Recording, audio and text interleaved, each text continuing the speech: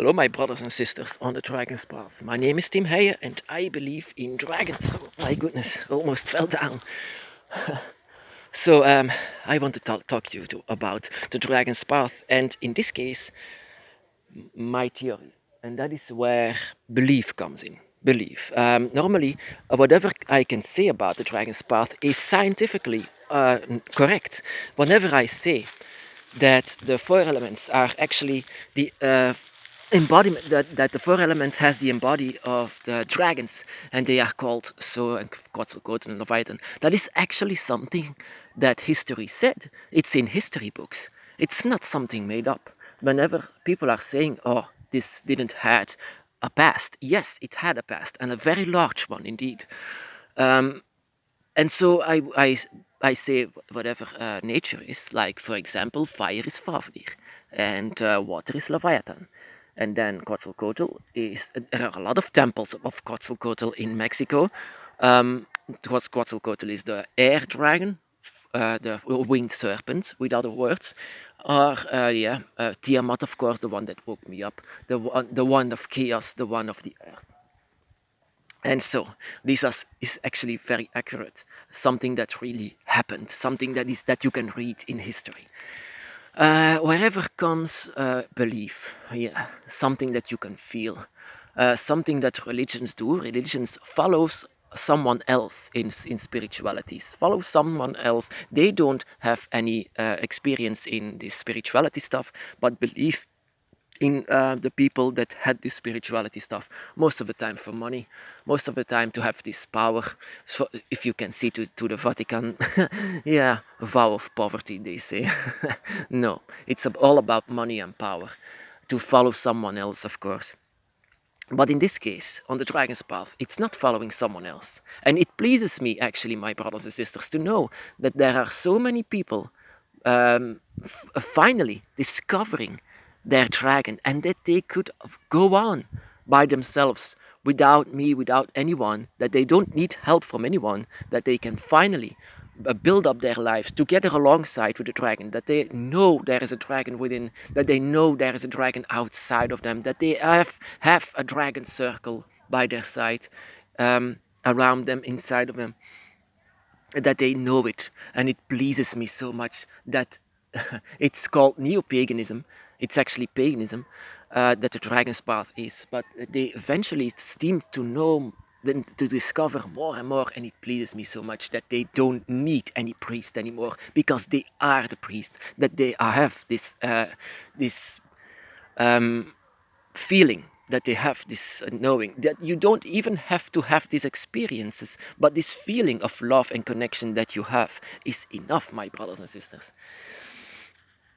This is it. This is what you have to know. The dragon is with you. The dragon is something that you follow, and whatever you are experiencing in the dragon's path is your thing, of course. But I want to talk to you about where beliefs comes in, of course.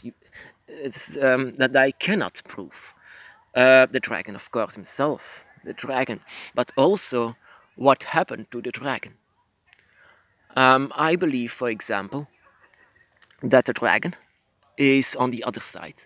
That you actually have to travel 5 gates, and that is far away. 5 gates in the space between spaces, in the void, in the astral plane, to find the dragon's gate. It's very hidden. It's very far away. And Leviathan itself is the guardian of it. Leviathan. And that is a dragon that you don't mess with. He is being called devil so many times in history, and Leviathan is very well known name in very much religions and spiritualities. And actually, it is a dragon. So, of course, in the dragon's path, he is also a very well known deity. Not even a deity, a god. The god, the first one, the most powerful one. So, sorry, distracted.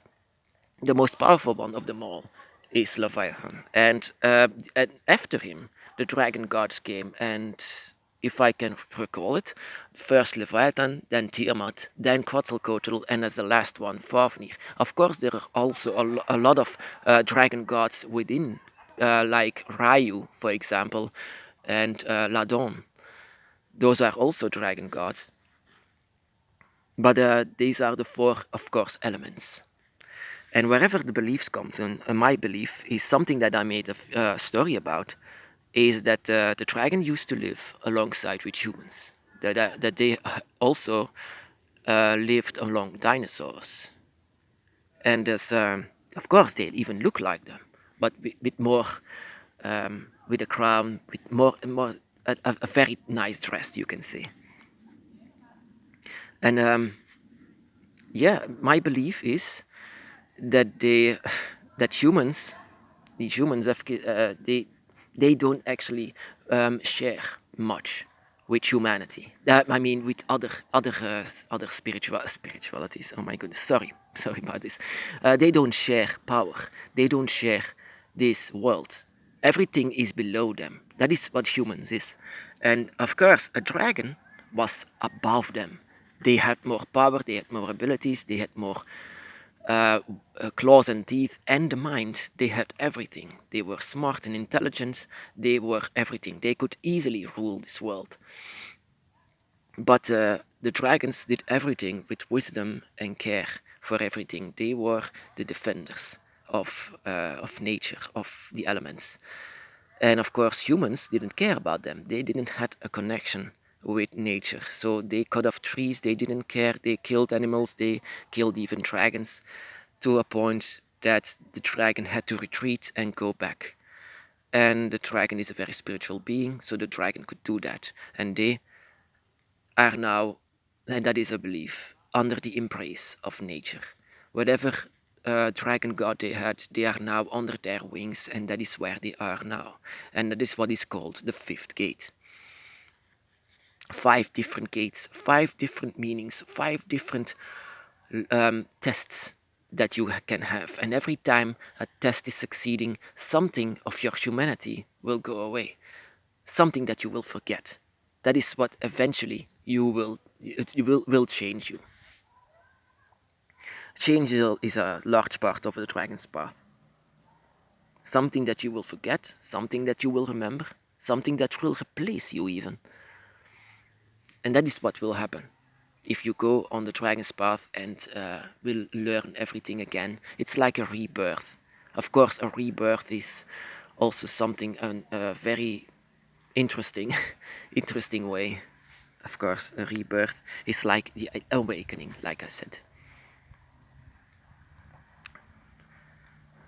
So it's actually, yeah, that is where belief comes in, of course. And belief is not the same as religion, because religion, like I said, is a group. It's some Wicca, for example, Wicca, and that is what a lot of brothers and sisters first did as a tryout. They first try out Wicca, and I as well, me as well. I was trying to find people in the community of Wicca, but that is a large difference between Wicca and draconic Wicca. Wicca, for example, is a religion. Wicca is right-hand spirituality. Wicca is in most of the time in a group, and they can listen to priests and things like that. Draconic Wicca doesn't have that. Draconic Wicca doesn't have priests or something like that. It's only you, your dragons, and that's it. And then you listen to the spirits of your circle. That is only connected with you.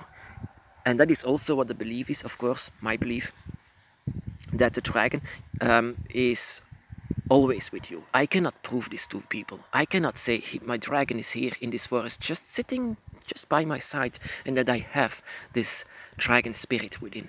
Immediately they will say, no, you're not a dragon. Of course, I didn't say that I was one. I didn't say that I was a dragon. I said there is a dragon spirit within. I'm totally human, but I carry something with me. Of course, that is also where beliefs comes in. But I'm so attracted by the forests. I'm so attracted by every tree, everything that is within a tree. I can feel it. I can feel the soul. I can feel Tiamat lying within in the soil. Of course, also this is just a belief, and I cannot prove it. I can only say it to the brothers and sisters on the Dragon's Path. But this is something that other people just don't, they cannot believe this, of course. And I'm not trying to say that they have to believe this. Of course not. This is only meant by the one that is feeling this.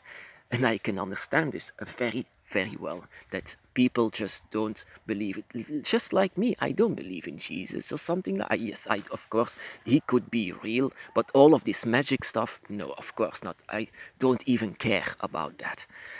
I don't believe in Satan or something like that. I don't believe in it. I don't even care about it. I met a dragon, a brown dragon that is named Lucifer, and he was a very nice one. So I don't see any reason why I should be angry or afraid. I was even happy when I saw this dragon called Lucifer, and he doesn't have anything to do with religion. This is something that you can experience on the dragon's path. Belief.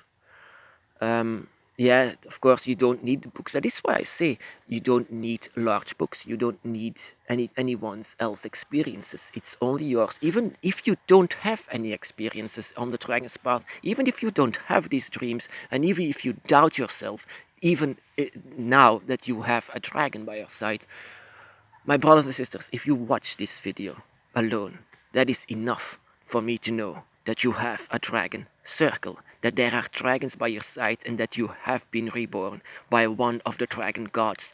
They allowed it. Your love for the dragon is amazing. That you want to know everything about it. Of course, I would like to give you books about this, but the best book, like I said, is the book of Dragon Shadows, and that is the book that you make yourself. Your dragon is unique. All of your dragons are unique, and your dragon god or goddess, they all have a reason to let you come back.